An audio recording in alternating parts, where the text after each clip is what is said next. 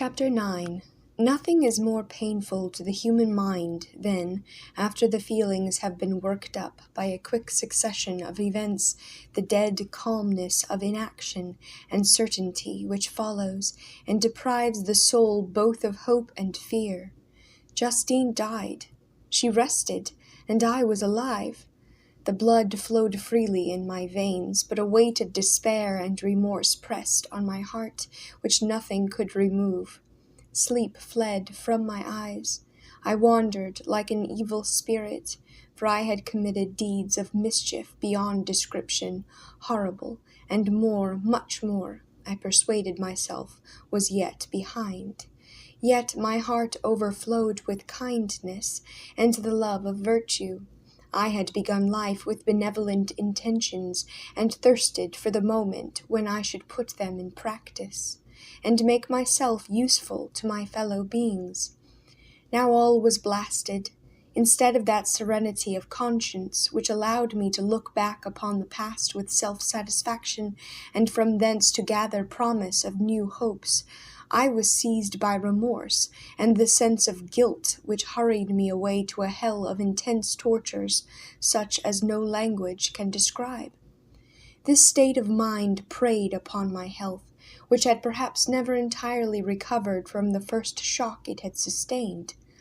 I shunned the face of man. All sound of joy or complacency was torture to me. Solitude was my only consolation, deep, dark, death-like solitude. My father observed with pain the alteration perceptible in my disposition and habits, and endeavored, by arguments deduced from the feelings of his serene conscience and guiltless life, to inspire me with fortitude, and awaken in me the courage to dispel the dark cloud which brooded over me. "Do you think, Victor," said he, "that I do not suffer also? No one could love a child more than I loved your brother." Tears came into his eyes as he spoke. "But is it not a duty to the survivors that we should refrain from augmenting their unhappiness by an appearance of immoderate grief? It is also a duty owed to yourself, for excessive sorrow prevents improvement or enjoyment, or even the discharge of daily usefulness, without which no man is fit for society." This advice, although good, was totally inapplicable to my case. I should have been the first to hide my grief, and console my friends if remorse had not mingled its bitterness, and terror its alarm, with my other sensations. Now I could only answer my father with a look of despair, and endeavor to hide myself from his view. About this time we retired to our house at Bellerive. This change was particularly agreeable to me. The shutting of the gates regularly at 10 o'clock, and the impossibility of remaining on the lake after that hour, had rendered our residence within the walls of Geneva very irksome to me. I was now free. Often, after the rest of the family had retired for the night, I took the boat, and passed many hours upon the water. Sometimes, with my sails set, I was carried by the wind, and sometimes, after rowing into the middle of the lake, I left the boat to pursue its own course, and gave way to my own miserable reflections. I was often tempted, when all was at peace around me, and I the only unquiet thing that wandered restless in a scene so beautiful and heavenly, if I except some bat or the frogs, whose harsh and interrupted croaking was heard only when I approached the shores. Often, I say, I was tempted to plunge into the silent lake, that the waters might close over me and my calamities forever. But I was restrained when I thought of the heroic and suffering Elizabeth, whom I tenderly loved, and whose existence was bound up in mine.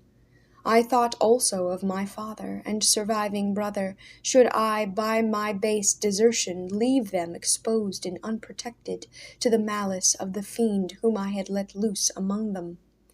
At these moments I wept bitterly, and wished that peace would revisit my mind, only that I might afford them consolation and happiness. But that could not be. Remorse extinguished every hope. I had been the author of unalterable evils, and I lived in daily fear lest the monster whom I had created should perpetrate some new wickedness. I had an obscure feeling that all was not over, and that he would still commit some signal crime, which by its enormity should almost efface the recollection of the past. There was always scope for fear so long as anything I loved remained behind. My abhorrence of this fiend cannot be conceived. When I thought of him, I gnashed my teeth, my eyes became inflamed, and I ardently wished to extinguish that life which I had so thoughtlessly bestowed. When I reflected on his crimes and malice, my hatred and revenge burst all bounds of moderation. I would have made a pilgrimage to the highest peak of the Andes, could I, when there, have precipitated him to their base. I wished to see him again, that I might wreak the utmost extent of abhorrence on his head, and avenge the deaths of William and Justine. Our house was the house of mourning. My father's health was deeply shaken by the horror of the recent events. Elizabeth was sad and desponding. She no longer took delight in her ordinary occupations. All pleasure seemed to her sacrilege toward the dead. Eternal woe and tears, she then thought, was the just tribute she should pay to innocence so blasted and destroyed. She was no longer that happy creature who in earlier youth wandered with me on the banks of the lake and talked with ecstasy of our future prospects. The first of these sorrows which are sent to wean us from the earth had visited her, and its dimming influence quenched her dearest smiles. "When I reflect, my dear cousin," said she, "on the miserable death of Justine Moritz, I no longer see the world and its works as they before appeared to me. Before, I looked upon the accounts of vice and injustice that I read in books or heard from others as tales of ancient days or imaginary evils. At least they were remote and more familiar to reason than to the imagination. But now misery has come home, and men appear to me as monsters thirsting for each other's blood. Yet I am certainly unjust. Everybody believed that poor girl to be guilty, and if she could have committed the crime for which she suffered, assuredly she would have been the most depraved of human creatures. For the sake of a few jewels, to have murdered the son of her benefactor and friend, a child whom she had nursed from its birth, and appeared to love as if it had been her own. I could not consent to the death of any human being, but certainly I should have thought such a creature unfit to remain in society of men. But she was innocent. I know, I feel she was innocent. You are of the same opinion, and that confirms me. Alas, Victor, when falsehood can look so like the truth, who can assure themselves of certain happiness?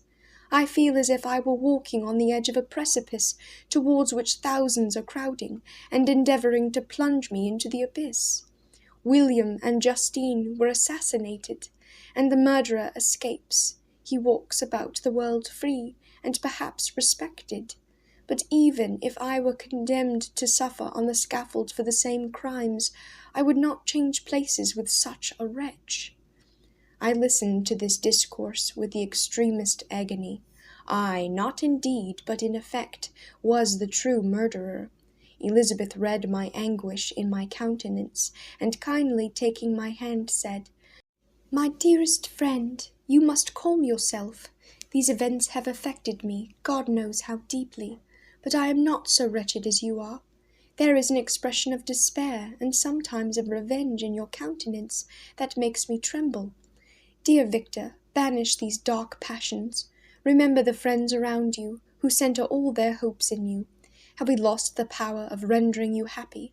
Ah, while we love, while we are true to each other, here in this land of peace and beauty, your native country, we may reap every tranquil blessing. What can disturb our peace?" And could not such words from her, whom I fondly prized, before every other gift of fortune, suffice to chase away the fiend that lurked in my heart? Even as she spoke, I drew near to her, as if in terror lest at that very moment the destroyer had been near to rob me of her. Thus not the tenderness of friendship, nor the beauty of earth nor of heaven, could redeem my soul from woe. The very accents of love were ineffectual. I was encompassed by a cloud which no beneficial influence could penetrate. The wounded deer dragged its fainting limbs to some untrodden brake, there to gaze upon the arrow which had pierced it, and to die was but a type of me. Sometimes I could cope with the sullen despair that overwhelmed me, but sometimes the whirlwind passions of my soul drove me to seek, by bodily exercise and by change of place, some relief from my intolerable sensations. It was during an access of this kind that I suddenly left my home, and bending my steps towards the near alpine valleys, sought in the magnificence, the eternity of such scenes, to forget myself and my ephemeral, because human, sorrows. My wanderings were directed towards the valley of Chamonix. I had visited it frequently during my boyhood. 6 years had passed since then. I was a wreck, but naught had changed in those savage and enduring scenes. I performed the first part of my journey on horseback. I afterwards hired a mule, as the more sure-footed and least liable to receive injury on those rugged roads. The weather was fine. It was about the middle of the month of August, nearly 2 months after the death of Justine, that miserable epoch from which I dated all my woe.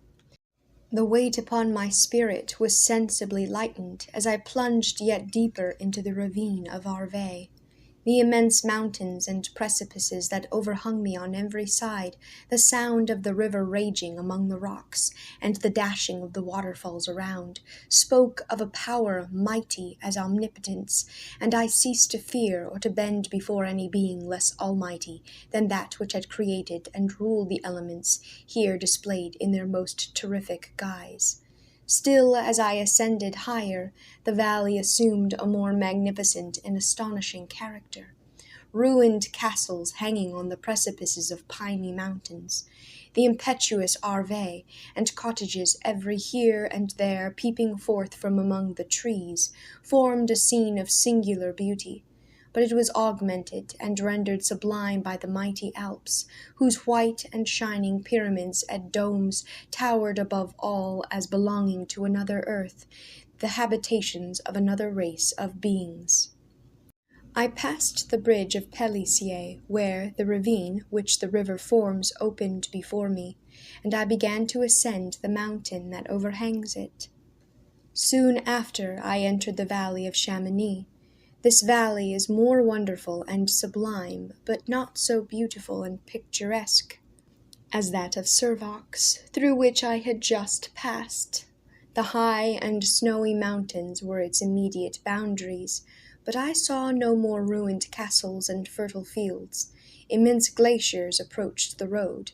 I heard the rumbling thunder of the falling avalanche, and marked the smoke of its passage.